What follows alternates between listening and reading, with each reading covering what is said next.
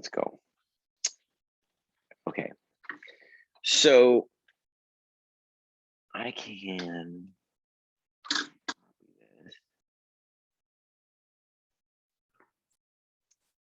and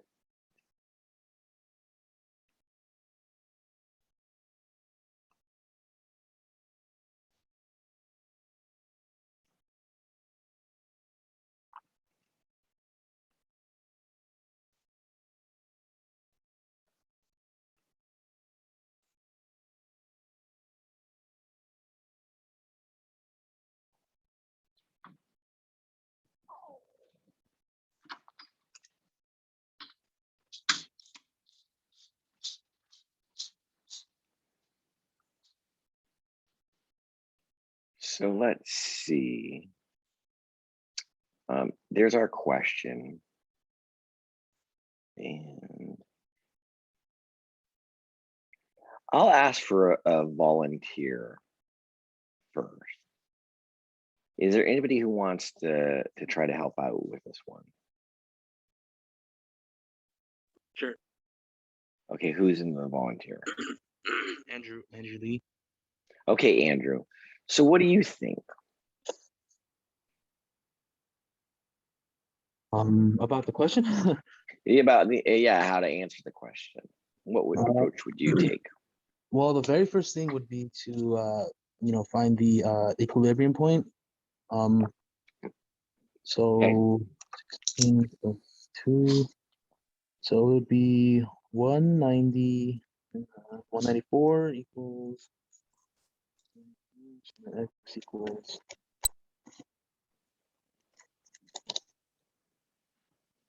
Oh, by the way, Professor. Yeah. So let's say I get like 50.66 to eternity, and then if I do the answer solve it without rounding up, I would get very similar to the answer that you posted. But then if I rounded it to 6.7, then there would be like quite a difference. Like maybe like 0.2, but when we're rounding to the second decimal, that's yeah. But I mean, I was just saying. So what? Okay, bring it home. I mean, we went into a different angle because we were talking about the question.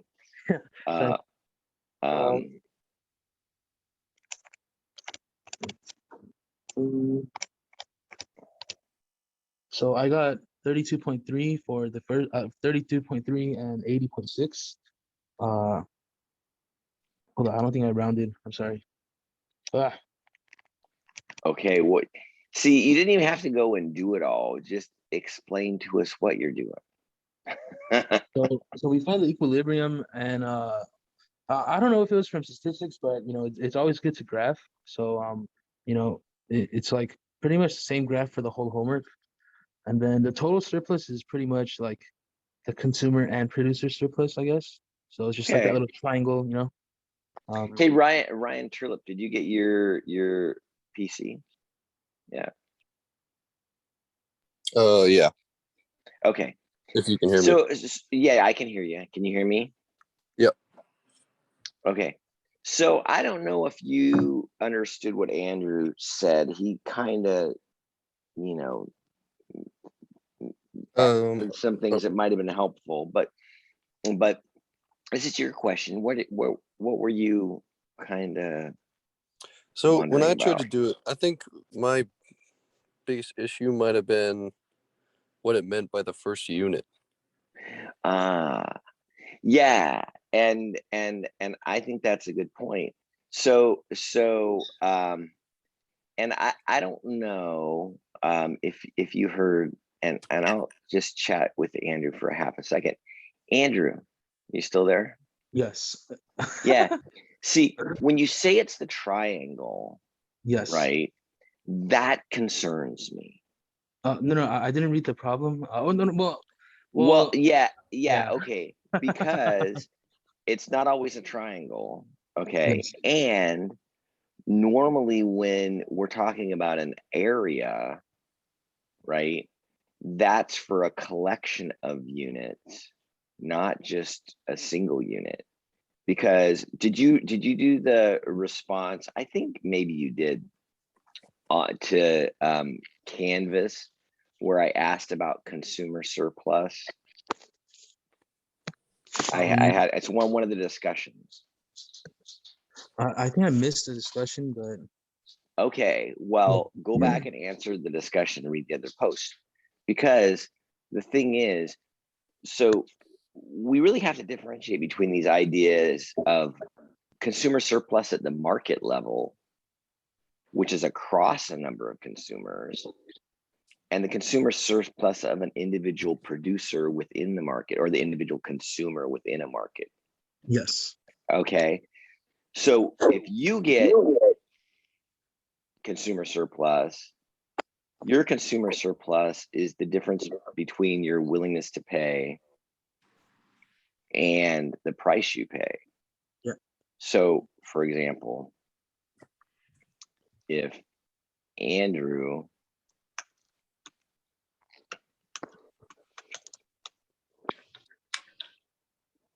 so the consumer surplus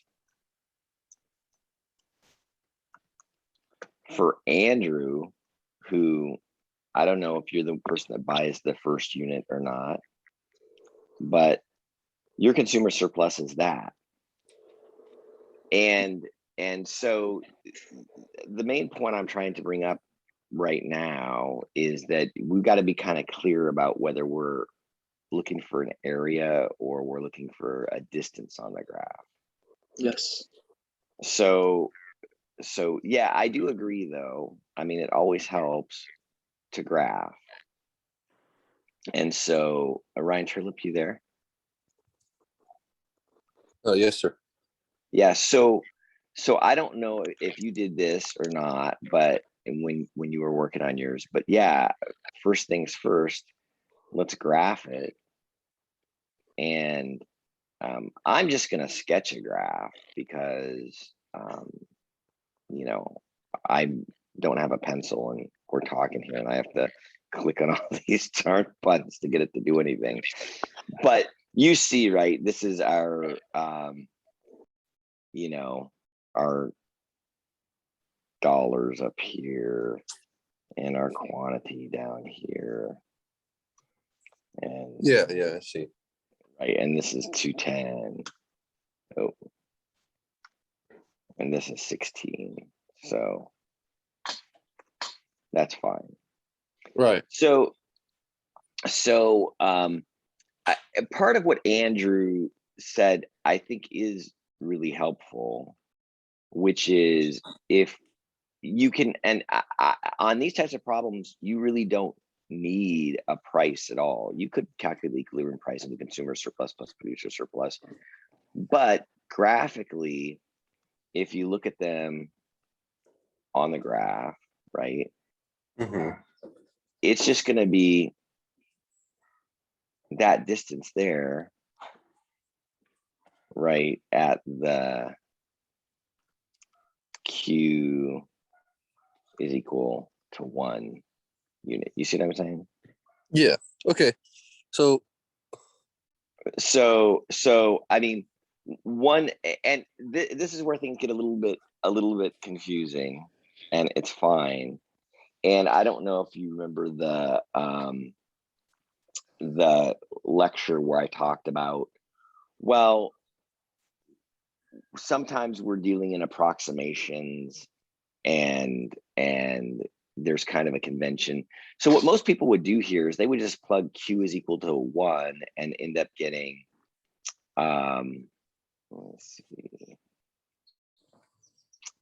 end up getting the height of the demand curve at Q is equal to 1.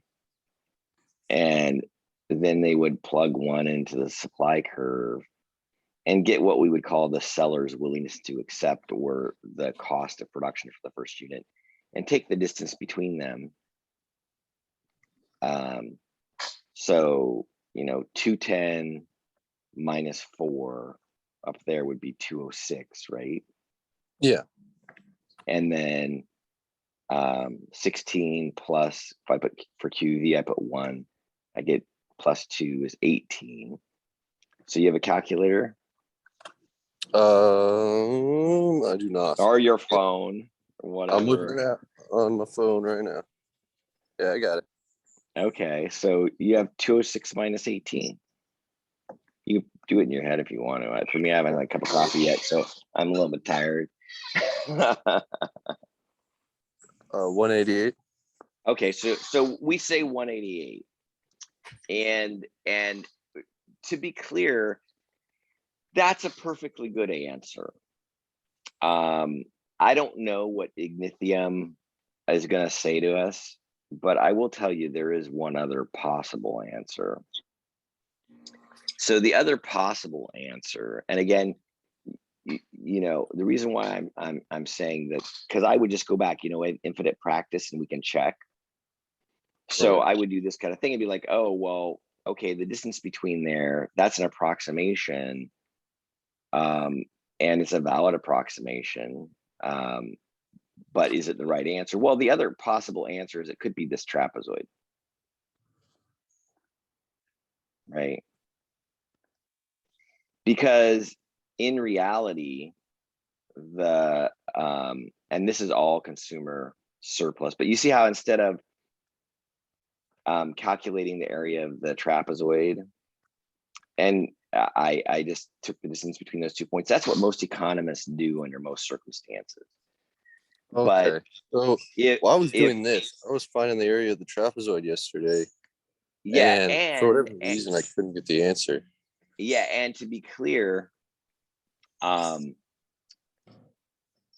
you're dealing with multiple units, if we were to say like some of the questions like between, you know, Q is equal to 5 and Q is equal to 7, right? What's the total surplus for that like region, right?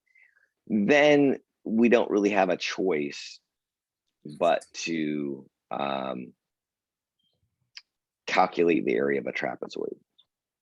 Do you understand what I'm saying? Yeah. Because if it's a bigger region, then 1 point's not going to be a good approximation, Gotcha. right? All right. So that's kind of like the subtlety in the question. But anyway, so let's go and look and see what it says. But I don't want you, if you were calculating the area of the trapezoid, I don't want to tell you, oh, you're wrong, you're just on the wrong. No, it's not that cut and dry. You know, if you were to come up to me and I was to ask you, oh, you know, what's the total surplus associated with this unit? And like, we're like professional economists. I'm like, oh, well, it's this area from 0 to 1. Then I would be like, oh yeah, sure, there's no problem. And then, you know, if you said, oh, what, I'm just going to take it as the distance between, you know, these 2 points, that'll be approximately the same, then I would also normally be like, okay, sure, it's fine.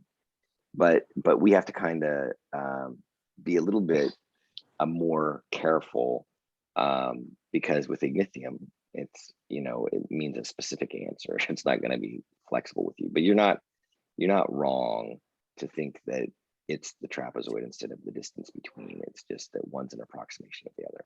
Okay, so I will go.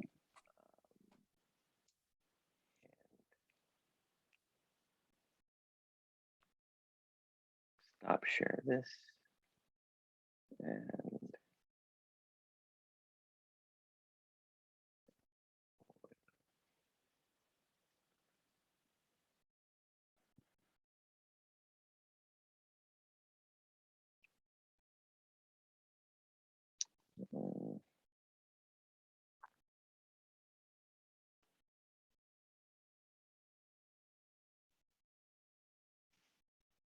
okay, so 188. Okay, Ryan, you feel better? I think so. I think another issue I might have had was that I was just trying to like, obviously I know how to find the equilibrium point and all that, but in terms of actually trying to graph it out without using a graphing calculator, I didn't know where to place Q is equal to 1 on the graph. So really, that's I'm kind of a little bit Surprise, let's talk. Okay, so I mean, I could literally just, x equals 1, and I'd put it up, but that wasn't yeah. giving me the right answer. Well, yeah, that's probably because, again, if you were calculating from, Q is equal to 0 to Q is equal to 1, the area of the trapezoid. Yeah, Then, I would do you think see what I'm so. saying? You Yeah, wouldn't be getting the right answer. right. I mean, The only reason I was worried is because the disparity between what I was finding and what the Ignithium was saying was pretty large. I don't think it was like the tiny well, difference, but okay. I mean, whether or not the approximations are a good one or not kind of depends. I'm just kind of explaining to you in reality what happens when economists are like talking about the total surplus associated with a particular unit. Imagine you have a market with like 10 billion units being traded, right? The right. curves aren't going to look like this, and Yeah, if you talk about, for one individual consumer or like one individual unit, because total surplus is consumer surplus plus producer surplus. So should we talk about the total surplus created in the transaction, and some of it goes to the producer and some of it goes to the consumer. But if you're talking about with one unit, they're just going to do it that way, the way that we just did it. But okay, all right, I got it. Yeah, in this case, I mean, we can see, but if we did like the 210, right, that would be one side of the trapezoid. If we did the 210 minus the 16, and then the other base, which we just calculated, 188, and we average it and multiplied by 1, it's kind of interesting. So let's go ahead and do it. You still have your calculator with you? Yeah, let me switch. What was it again? Okay, so right, we have our one base, right? Yeah, I don't know if you see it. It's 210 minus 16, right? And then our other base, which we just calculated, which was 188. So this one I can tell you it's going to be, the other base is going to be 194. So, and I guess I should be a little bit clearer here. The formula plus B2 divided by 2 times the height, which in this case is just going to be 1 because there's only one unit.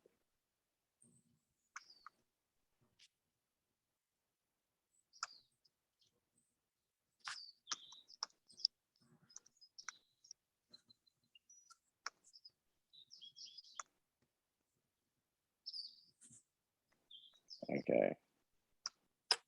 And you want to tell us what answer you got? 191. Okay, 191. Which you say, well, that's not, approximately 188. And you're probably right. I mean, you want to be careful and know how Ignithium is calculating, and try different things until you kind of figure out where it's coming from. But I'll point one other thing out to you, right? And that is, if you were going to try to give an approximation, and this is kind of apropos the other lecture that we had. If you were going to try to give an approximation of this area on the basis of calculating just 2 points, what would you do? You know what I would do? I would pick the midpoint. Okay. So I would do it at Q instead of is equal to 1, I would do it at Q is equal to a half. Does that make sense? Because it's like the midpoint of the area here, right? But if we did that, and I could put Q is equal to 1/2 instead of Q is equal to 1, because we did from 0 to 1 for this whole trapezoid, right? So if I picked the middle point, it would be Q is equal to 1/2, right? Does that make sense, right? Yeah. But if we did that, look at what's going to happen.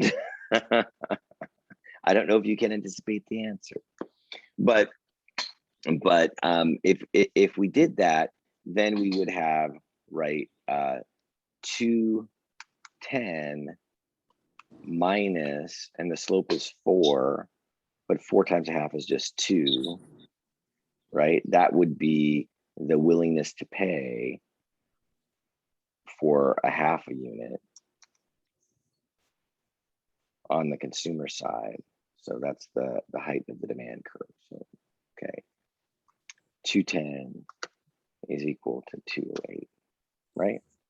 And then on the other side, we would be calculating the marginal cost or the height of the supply curve at the same level. And if we did that, I'm trying to move this stuff around. So then we would get 16 plus 2 times a half, which would just be 16 plus 1, which would be equal to 17. Now on a calculator, so now our total surplus for that half a unit is going to be equal to our 208 minus 17. What do we get?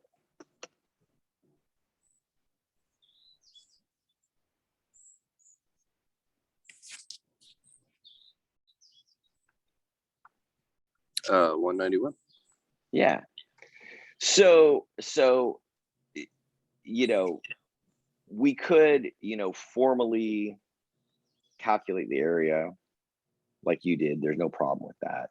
We could take the approximation and exactly halfway the distance between the two units we're calculating. This will always work out, by the way, if you're calculating, another area, between Q is equal to 2 and Q is equal to 10 or something like that.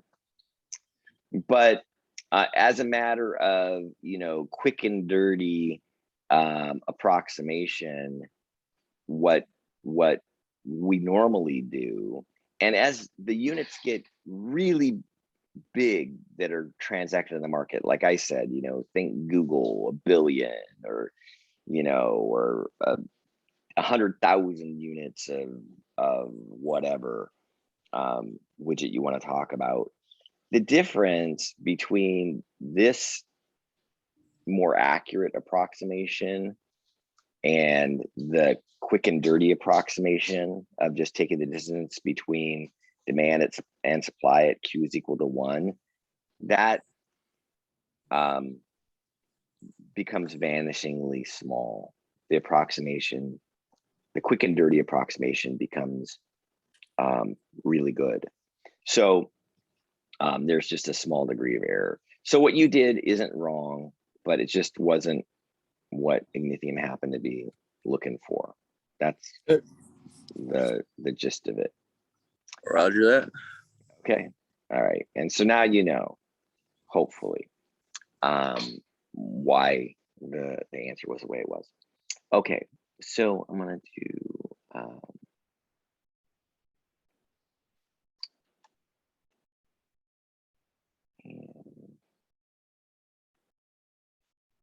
okay. So did anybody have any questions about anything between 11 and, so I imagine, Brian M., you're still monitoring the chat. Does anybody have any questions about anything between 11 and 18? Because if not, then I'll just pick like a random one in here. in the middle. Are we getting anything, Brian M? No. No? No. Okay. So, well, this one should be pretty straightforward, given the demand and supply, how much total surplus is created by the second unit. I assume, Ryan, this one was okay. Yeah, I got that now. As long as I can. Yeah, I got that one. I would Yeah, ask, so because this if you one go should be down a the little- same thing, the second unit. So, 210 minus 4 times 2, that's 202 minus 2 times 2 is here. I'm doing the same approximation we did before. So 20. Right. And Yeah. No worries. yeah, so I think, actually it's kind of interesting. Let's be just a little bit careful about this. Oh no, that's fine. Yeah, Yeah. 202 minus 20. would it's be- good. Yeah. So we're good there. Okay, you're gonna ask about another one? Yeah. If you can you go down a little bit or scroll down a little bit. Yeah.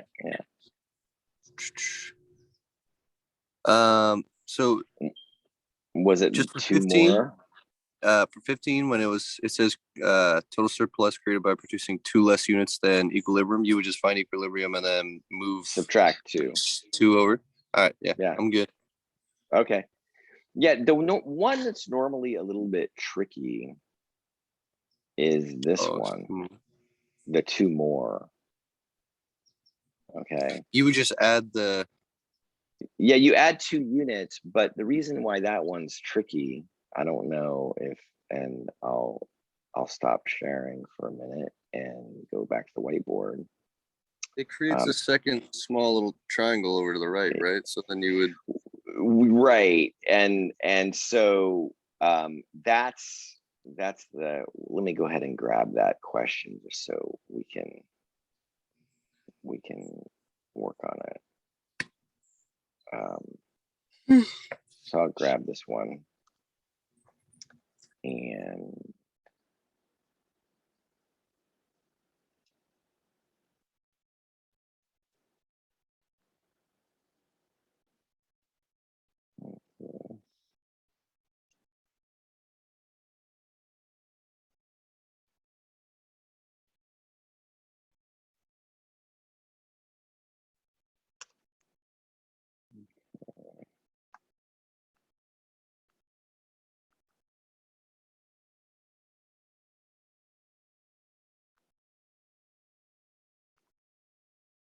and we didn't do it yet, but we can go ahead and graph this one.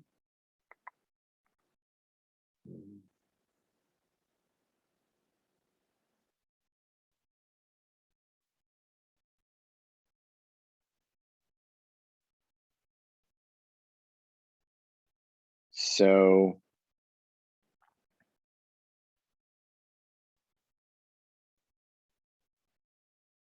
we didn't calculate the equilibrium quantity yet.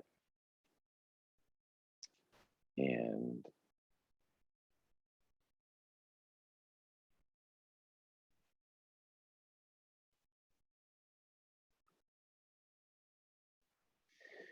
so the equilibrium quantity, you have your calculator there, Ryan?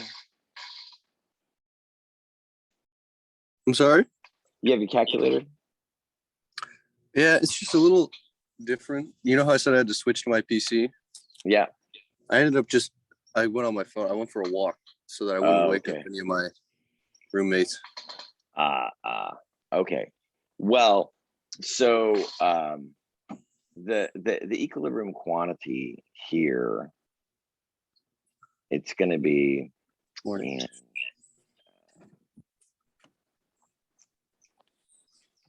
now I got to do my calculator, which is fine. How you doing? So it's going to be.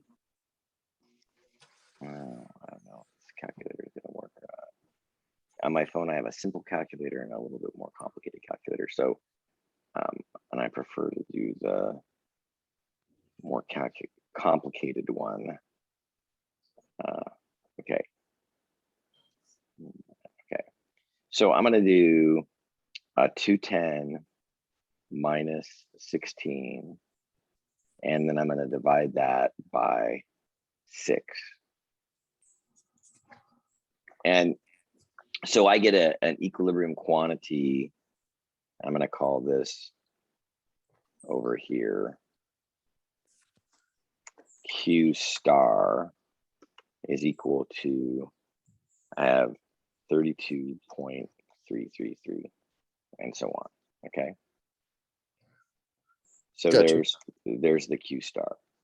And so then obviously I'll say Q hat is going to be Q star plus 2 is going to be 34.333, right?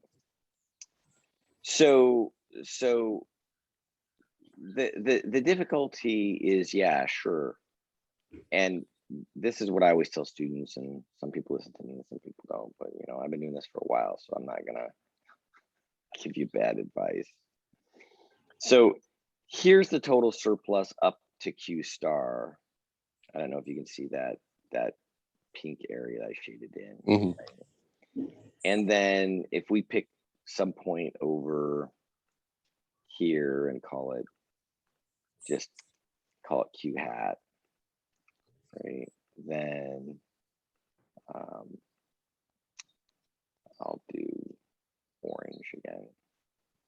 So there's our Q hat. Yeah, and then you could, you know, like visually, like, okay, then I got this area here. But this is negative total surplus. And that's because over on the right side, once you get past the equilibrium, the cost as represented by the supply curve is higher than the willingness to pay. Does that make sense, Ryan? Yeah. And it's a little bit hard to wrap your head around because it's stuff you don't normally see. You know, one of the examples that I've given in the past, which I think is a pretty good one, is government cheese. So, you know, when I was a kid, you know, sometimes like to poor families and things like that, the government will give away cheese. So they gave away this 5-pound block of cheese to my grandmother, and we, you know, like we're eating cheese sandwiches for like all summer long. It was horrible. And it wasn't very good cheese. It was American cheese, which is not good cheese. But you know what's happening there is you know, if they tried to sell that cheese in the grocery store, nobody would buy it, and the cheese producers are having a cost of production which is being subsidized by the government to produce that cheese, and it's higher than the price that they could get from consumers if they had to sell it to them. So the only way they get rid of the cheese is by giving it away. But most times, and again, notice I pointed out, well, that was cheese. It was subsidized by the government paying the producer's cost of production. So absent some sort of government policy, like the cheese giveaway program, those types of goods and services are never produced in a market. The only time you might actually see something like that is, you know, in the Dollar General or the Dollar Tree or whatever, where somebody like overproduced something and they're never going to make it again, but they had to sell it through like these secondhand stores to get rid of it. So yeah, but that's actually negative total surplus. Okay, does that make sense? Yeah. Just Yeah. in terms of calculating it, you Yeah. just not even incorporate it into your. Well, you would basically, what you're doing is you're calculating the area of the pink triangle and then subtracting off the area of the orange triangle. Gotcha. All right. Or in our case, we just do the distance between the points, right? We don't do the actual areas. Well, no, because now, okay, see how we're talking over here at like 32 and 34, right? Yeah. Now you're talking not just one unit, right? You're talking a whole group of units. So now you've got to move to areas. Okie dokie.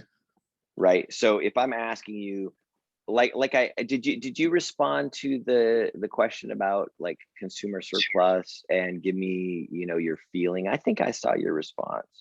I believe I did. Yeah, but most people were like, I bought a pair of jeans and I got a really good deal, right? That's one particular unit. And so that's the distance between, right? But when we're talking about the consumer surplus in the whole market, 50 people went into the store today and they all bought pairs of jeans. What's the surplus created by all of those transactions? Now we're talking about, from, 0 to 50. That's then we're going to calculate, then we're going to use the area. Okay, no worries. So I will tell you this, and that is if you, and I don't know, because I'm sure you turned in the homework, but if you like struggled on some of the questions and you felt like you lost your way or whatever, and you turned in an answer, that's okay. That's what the function of the activity is to kind of make sure that, we all understand what's going on. But trying it on the homework and not having success, that's helpful because where you're missing something. But if you always did areas, you would have only missed like 2 questions on the homework. So area is almost always the right answer on Ignithium. I only left the questions in there that included distance as part of the answer instead of area, because I wanted you all to know that it's very common for when we're talking about individual unit transactions, where we're talking about things on an individual basis, not across a group of consumers, to approximate the area with just simply the distance between the 2 curves. So I hope you understand why that's the case, based on our discussion today. But if you don't, that's okay too. I just want to let you know that sometimes, most of the time, people will be talking about areas, but every once in a while, they'll just use the distance. And it's just because they're using an approximation. Gotcha. Yeah. So, okay, good. Okay. So, let me, so it's 8:30 right now. So we can pick up this discussion on Thursday. I'm gonna stop right now, and now I'll go to the main lecture. I'll see you guys in just a minute.